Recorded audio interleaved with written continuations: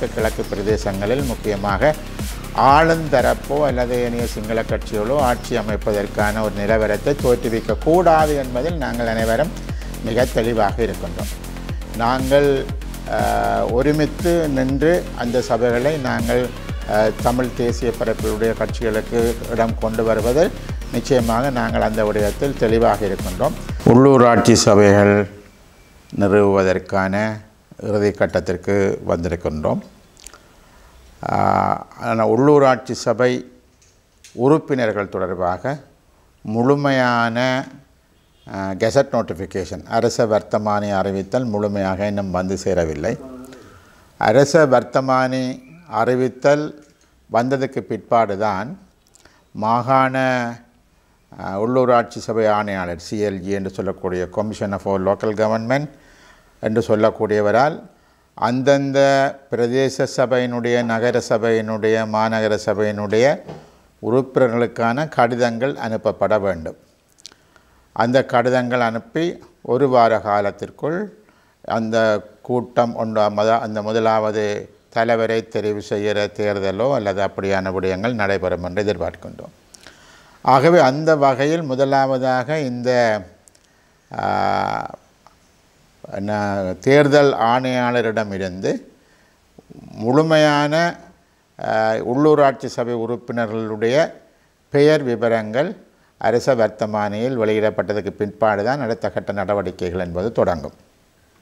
ஆகவே அந்த வகையில் எனது அறிவு கட்டின வகையில் இந்த முதலாவது கூட்டங்கள் நடைபெறுவது 2ஆம் தேதி அல்ல, நிச்சயமாக அது ஒரு வாரமோ 10 நாட்களோ பின்னுக்கு தள்ளி போகலாம் என்று நான் கருதுகின்றேன்.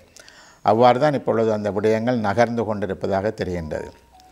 ஆகவே இதற்கிடையில் ஏற்கனவே ஒவ்வொரு கட்சிக்கும் எத்தனை ஆசனங்கள் என்று வெளிவந்திருக்கக்கூடிய நிலையில் தமிழ் தேசிய பரப்பில் உள்ளவர்கள் பல பேச்சுவார்த்தைகளை நடத்தி கொண்டிருக்கின்றார்கள்.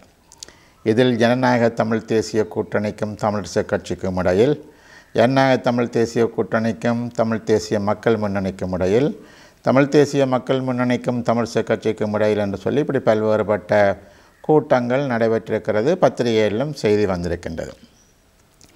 இந்த 3 தரப்பும் பார்த்தோமாக இருந்தால் வடக்கு கிழக்கு பிரதேசங்களில் நாங்கள் ஜனநாயக தமிழ் தேசிய கூட்டணியானது 107 ஆசனங்களை பெற்றிருக்கிறது என்பதும், அதே போல் தமிழரசு கட்சி தமிழ் தேசிய மக்கள் முன்னணி போன்றவையும் ஆசனங்களை பெற்றிருக்கிறார்கள் என்று சொன்ன ஒரு விடயம் இருக்கின்றது.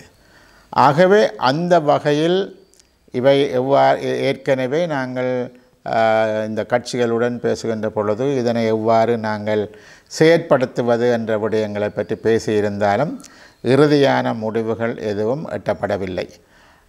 ஆனாலும் கூட பல விஷயங்களில் நாங்கள் ஒருங்கிணைந்து போவதற்கு தயாராக இருக்கிறோம் என்பதை பல கட்சிகளும் குறிப்பிட்டிருக்கிறார்கள். நாங்களும் அது தொடர்பாக குறிப்பிட்டிருக்கின்றோம். முக்கியமாக நாங்கள் ஒரு கொள்கை ரீதியான ஒரு உடன்பாட்டுக்கு வருவதற்கான அது சம்பந்தமான கலந்துரையாடல்கள் என்பதும் தொடர்ந்து நடைபெற்று கொண்டிருக்கிறது என்ற ஒரு விடயம் இருக்கிறது. தமிழரசு கட்சியை பொறுத்தவரையில் அதனுடைய தலைவராக இருக்கக்கூடிய CVK சிவஞானம் அவர்கள் ஜனநாயக தமிழ் தேசிய கூட்டணி வைத்த கோரிக்கைகளை ஏற்றுக்கொள்ள முடியாது, குறைந்தபட்சம் கூட அவர்களுக்கு எந்த ஒரு இடத்தையும் நாங்கள் விட்டு கொடுக்க முடியாது.